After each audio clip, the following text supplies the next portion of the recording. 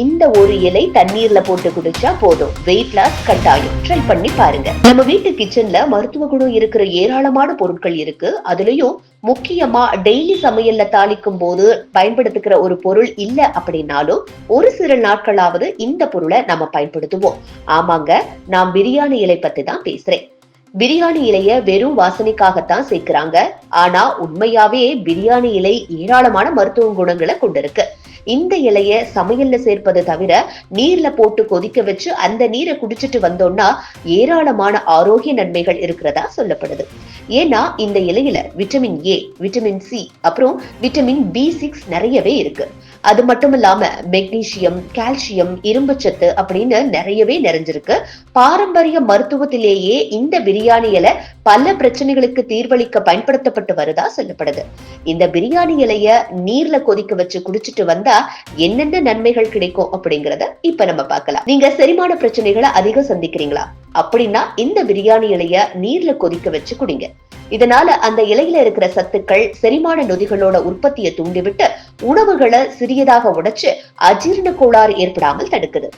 அது மட்டும் இல்லாம பிரியாணி இலையில இருக்கிற சேர்மங்கள் வயிற்று புண்ணை போக்குறதுக்கும் உடல் பிரச்சனை இருப்பவர்களுக்கு இந்த நீரை குடிக்கிறது ரொம்பவே நல்லது. பிரியாணி இலையில ஆன்டி ஆக்சிடென்ட் அப்புறம் விட்டமின்கள் நிறையவே இருக்கு.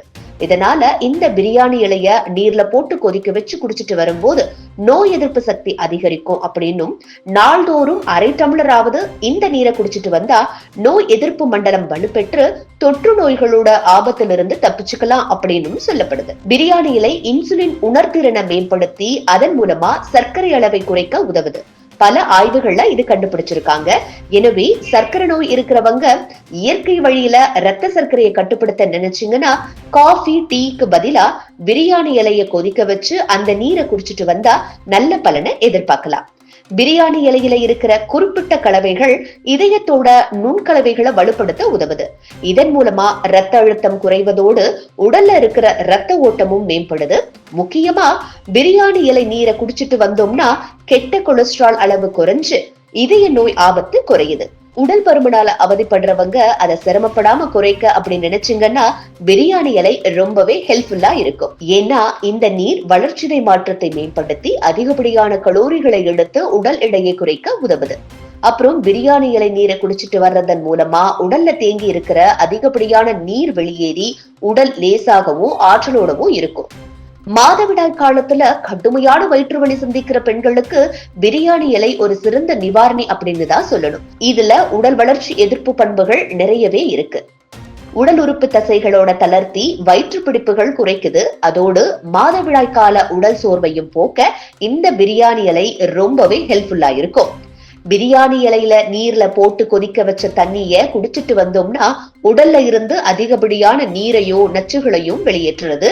இதனால சிறுநீரகங்கள்ல ஏற்படுற கற்கள் உருவாவதை தடுக்கப்படுறதோட சிறுநீரகங்கள் சுத்தமாகவும் ஆரோக்கியமாகவும் வச்சுக்க முடியும். பிரியாணி இலை நீரை தயாரிக்கிறதுக்கு ஒரு பாத்திரத்துல ஒரு கப்பு தண்ணிய ஊத்தி அடுப்புல வச்சு அதுல 2 அல்லது 3 பிரியாணி இலைகளை சேர்த்து 5 நிமிஷம் கொதிக்க வச்சுக்கணும். அதுக்கப்புறமா இறக்கி வடிகட்டி சுவைக்கு ஏத்த மாதிரி தேனோ எலுமிச்சம்பழமோ இல்ல நாட்டு சர்க்கரையோ போட்டு குடிக்கணும். இந்த நீரை ஒரு நாளைக்கு 1 அல்லது 2 தடவை குடிக்கலாம்.